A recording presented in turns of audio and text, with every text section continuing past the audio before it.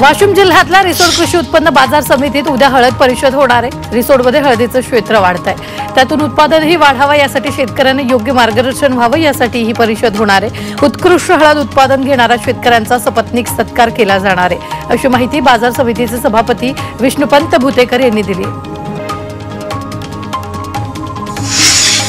धुळे कृषी उत्पन्न बाजार समितीत कांद्याची आवक घटली आहे। कांद्याच्या भावात देखील मोठी घसरण झाली आहे। कांद्याला 1,500 ते 2,200 पर्यंतचा भाव दिला जातोय, त्यामुळे शेतकरी आर्थिक संकटात सापडलाय। त्यामुळे शासनानेही शेतकऱ्यांकडे पाठ फिरवली आहे, असा प्रश्न आता शेतकरी करतात।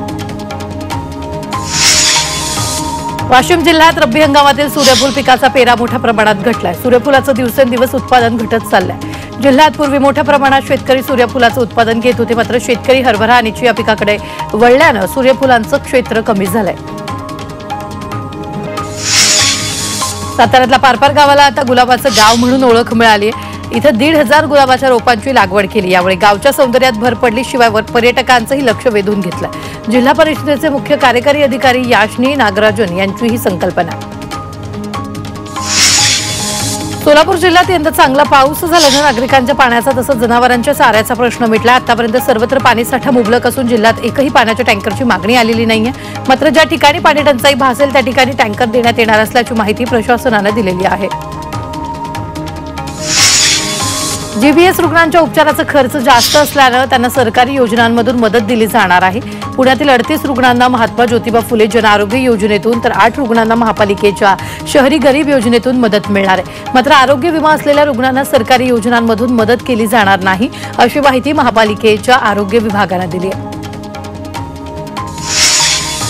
पंढरपूरच्या नीरा उजवा कालवा कार्यालयासमोर 9 गावातील शेतकऱ्यांनी बेमुदत आंदोलन सुरू केले। नीरा उजवा कालव्यातून रब्बी हंगामातील दुसरं आवर्तन 25 फेब्रुवारीपासून मिळावं, कालव्याच्या गेटवर सुरक्षा रक्षक नेमून सीसीटीव्ही कॅमेरे बसवण्यात यावेत, अशा विविध मागण्यांसाठी शेतकऱ्यांचं आंदोलन सुरू आहे। स्वाभिमानी शेतकरी संघटनेवर गुन्हा दाखल झालाय। 7 शेतकऱ्यांवर गंगाखेड पोलिसांनी आत्महत्या करण्याचा प्रयत्न करून प्रशासनावर दबाव टाकल्याचा गंभीर गुन्हा दाखल केला। शक्तीपीठ महामार्ग आणि पीक विम्यासह विविध मागण्यांसाठी गोदावरी नदीपात्रात आमरण उपोषण सुरू केलं होतं, त्यामुळे पोलिसांनी ही कारवाई केली आहे। गोंदियाच्या देवरीमध्ये भारत पेट्रोल पंपावर हवा भरण्यासाठी पैसे मोजावे लागतात। शासनाच्या नियमानुसार प्रत्येक पेट्रोल पंपावर हवा पाणी शौचालय या मूलभूत विविध सुविधा मोफत दिली जाते। देवरीमध्ये मात्र हवा भरण्यासाठी पैसे घेतले जातात। जिल्हा पुरवठा विभागानं चौकशी करून कारवाई करणार असल्याचं सांगितलंय। गुजरातहून शिर्डीत आलेल्या भाविकांचं चोरीला गेलेलं लाखोंचं सोनं 2 महिन्यानंतर परत मिळालंय। 2.5 तोळ्यांची सोन्याची चेन आणि 15,000 रुपये किमतीचं स्मार्ट वॉच परत मिळालंय। लाखोंचा ऐवज परत मिळाल्यानं साई भक्तांना पोलिसांचे आभार मानले। खेडच्या चाकण बाजारातून शेतकऱ्यांच्या 44 कांद्याच्या गोण्यांची चोरी झाली आणि कांद्याची किंमत 52,250 रुपये एवढी आहे। चोरीची ही घटना सीसीटीव्ही चित्रित झाली असून पोलीस सीसीटीव्हीच्या माध्यमातून चोरट्यांचा शोध घेत आहेत। नाशिकच्या येवला तालुक्यातील पुरणगावमध्ये मोटरसायकलची चोरी झाली आहे। मोटरसायकल चोरीची घटना सीसीटीव्ही चित्रित झाली। 2 चोरट्यांनी स्प्लेंडरचं लॉक तोडून मोटरसायकलची चोरी केली। पोलीस चोरट्यांचा शोध घेत आहेत। अक्कलकोटमध्ये भूमिगत ड्रेनेज योजनेच्या कामासाठी 168 कोटी 76 लाखांचा निधी मंजूर करण्यात आला। आमदार सचिन कल्याण शेट्टी यांच्या माध्यमातून हा निधी मिळाला। शहरात एकूण 76 किलोमीटर पाईपलाईन होणार असून त्यापैकी 14 किलोमीटरचं काम पूर्ण झालंय। योजनेमुळे शहराच्या विकासाला चालना मिळणार आहे। कोपरगाव शहरात नगर परिषदेची अतिक्रमण हटाव मोहीम सुरू आहे। नगर परिषदेच्या वतीनं शहरातील आयशा कॉलनी भागातील अवैध कत्तलखाने उद्ध्वस्त करण्यात आले। गेल्या काही दिवसांपूर्वी याच अवैध कत्तलखान्यावर पोलिसांनी छापा टाकत कारवाई केली होती। धुळे महानगरपालिका ढोल वाजवून कर वसुली करते। मागील 10 ते 15 वर्षापासून 100 कोटींच्या वर थकबाकी आहे, त्यामुळे आता महापालिका प्रशासनानं कठोर कारवाईचा निर्णय घेतलाय। महापालिकेच्या वतीनं 13 पथकांची नियुक्ती करण्यात आली असून विविध भागांमध्ये जाऊन वसुली केली जाते।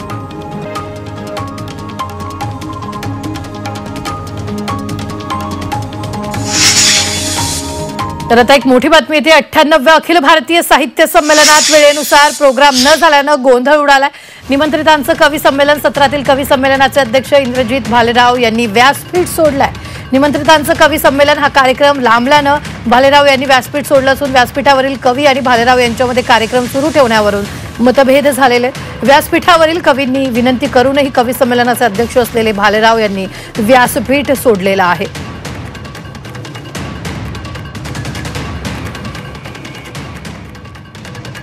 पाहुयात गावगावी 24 तास.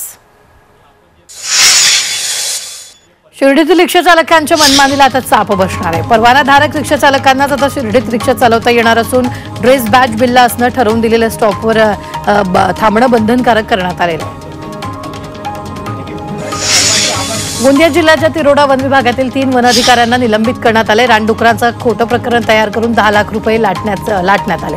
तर एका प्रकरणात 5 हेक्टरवर झाडांची लागवड केल्याचं दाखवून निधी लाटण्यात आला. त्यामुळे वन अधिकाऱ्यांना सेवेतून निलंबित करण्यात आले. रायगडमध्ये 2 ऑनलाईन चक्री जुगाराचे अड्डे पोलिसांनी उद्ध्वस्त केले. अलिबाग आणि रसायनी इथं पोलिसांनी कारवाई केली. या प्रकरणी पोलिसांनी 6 जणांवर गुन्हा दाखल केला असून 82,000चा मुद्देमाल जप्त केला.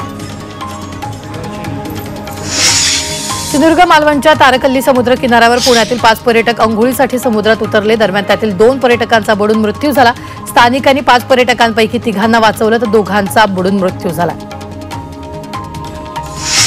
नगर मनमाड महामार्गावरील कोपरगाव परिसरात तिहेरी भीषण अपघात झालाय.